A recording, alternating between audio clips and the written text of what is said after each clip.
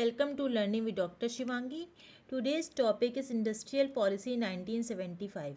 As in the previous videos, we already started the playlist for the subject Business Environment and also discussed various topics related to it like concept of business environment, economic policy, industrial policy and so on. So in today's video, we'll discuss about the Industrial Policy 1975. You can also watch other videos. Links are provided in the description box.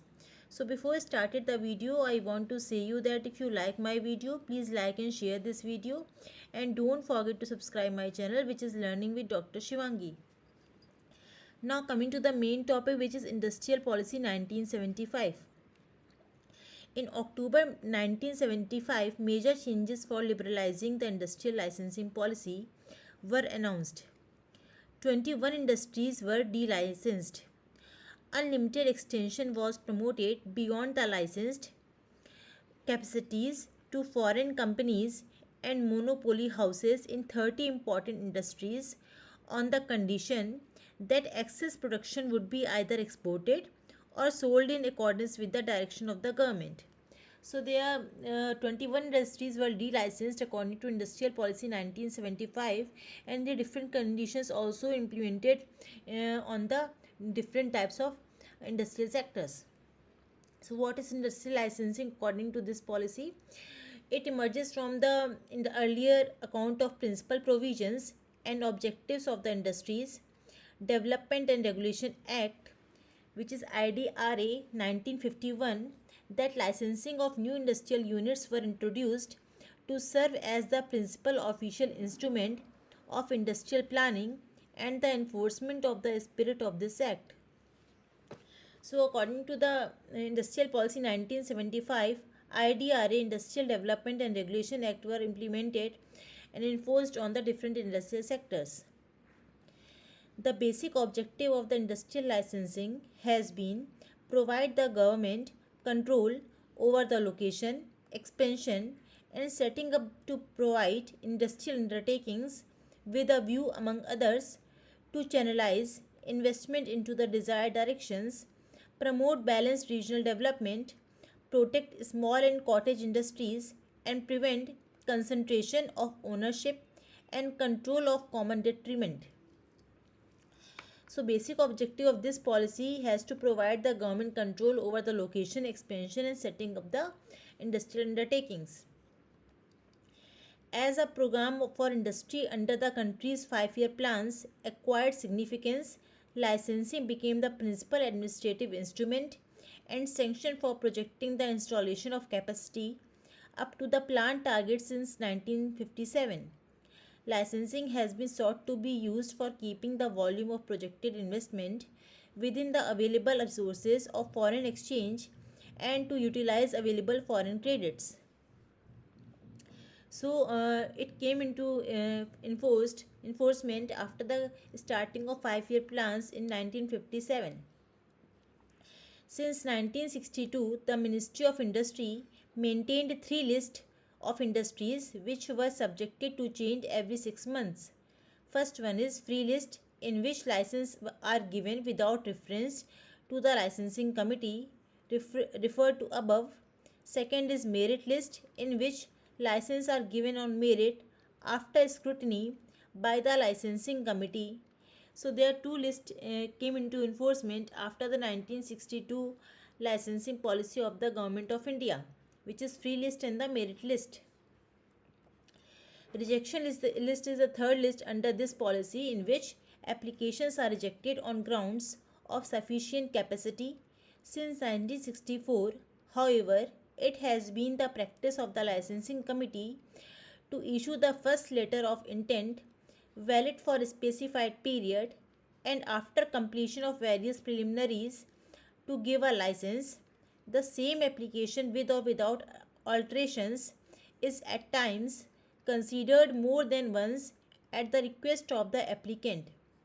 The minimum exemption limit for licensing of new undertakings was raised from rupees 5 lakh to rupees 10 lakhs in 1960s and further with the exemption of some industries to rupees 25 lakhs in 1964. So the different changes came under the rejection list in under this policy in 1964. Some applications can be changed with or without alterations of the applicant, and the limit for undertakings is also increased from 5 to 10 lakhs, and for different units 25 lakhs in 1964. New articles and substantial license is required for each such proposals, even if no investment is required for the manufacture of new article.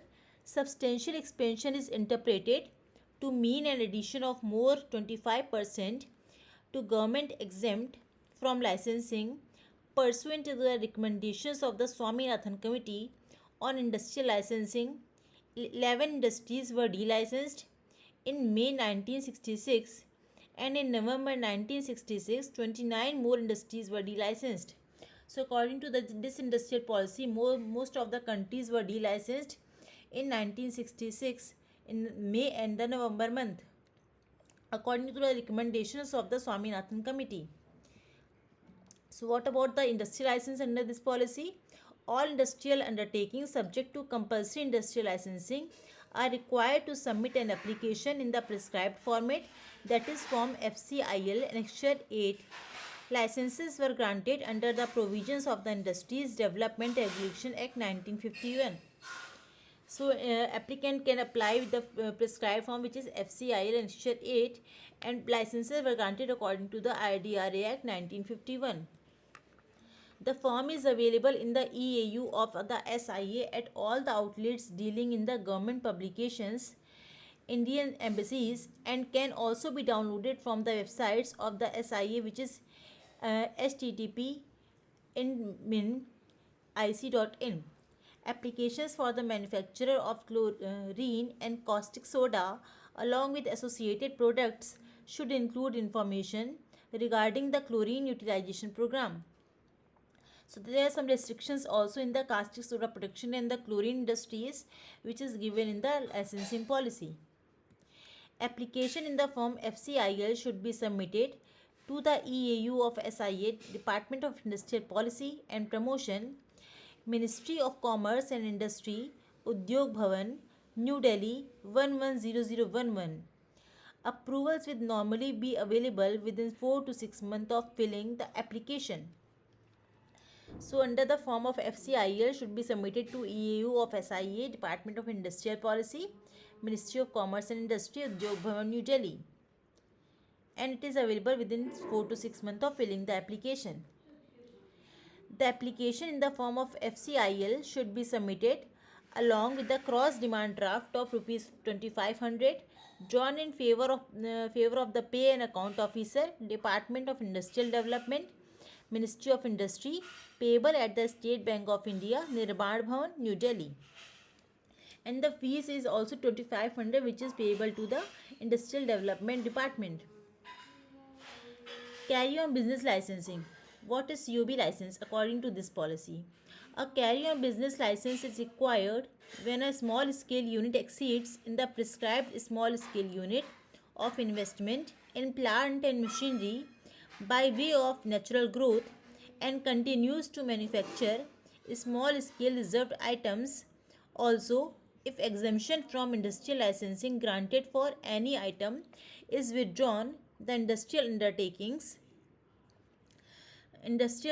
undertakings who are manufacturing such items required carry on business license. So, carry on business license is available for the small scale units in the investment plants and machineries also. The application for carry on business license should be submitted in prescribed form EE to the SIA, Department of Industrial Policy and Promotion, along with the cross demand draft of rupees 2500 drawn in favor to pay and accounts officer, Department of Industrial Development, Ministry of Industry, payable at the State Bank of India, Nirman Bhavan, New Delhi. So, for the carry on business license, form EE should be submitted by the applicants. Now, we discuss about the list of industries for which industrial licensing is compulsory. First one is distillation and brewing of alcoholic drinks. Second is cigars and cigarettes of tobacco and manufactured tobacco substitutes. Next is electronic, aerospace and defense equipment, all types. Next one is industrial explosives, including detonating fuses, safety fuses, gunpowder, nitrocellulose, and matches. Fifth is hazardous chemicals. And the last is drugs and pharmaceuticals, according to modified drug policy issued in September 1994. So, these are the several industries for which industrial licensing is compulsory. Now, what are the list of industries reserved for the public sector? First one is arms and ammunition and allied items of defense equipment, defense aircraft and warships. Second is atomic energy, and the last is railway transport. So these are the industries, list of industries reserved for the public sector. So this is all about the industrial policy 1975. I again summarize all the points so that you can easily understand about the topic. So, according to the Industrial Licensing Policy 1975, 21 industries were delicensed. It emerges under the Industrial Development Regulation Act 1951, and many channelized instruments are given under this policy for the investment purpose in the industrial sectors. It came into existence with the 5-year plans of the Government of India. In 1962, 3 lists are declared for the after a change in every 6 months, which is free list, merit list, and the rejection list.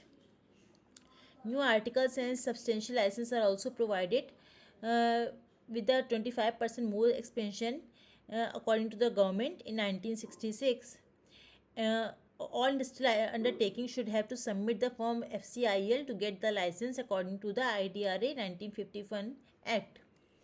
Form E is also available for the different type of undertakings, which is a small scale industrial sectors. They have to submit the form to the Udyog Bhavan, New Delhi, and website is also available to fill in the form.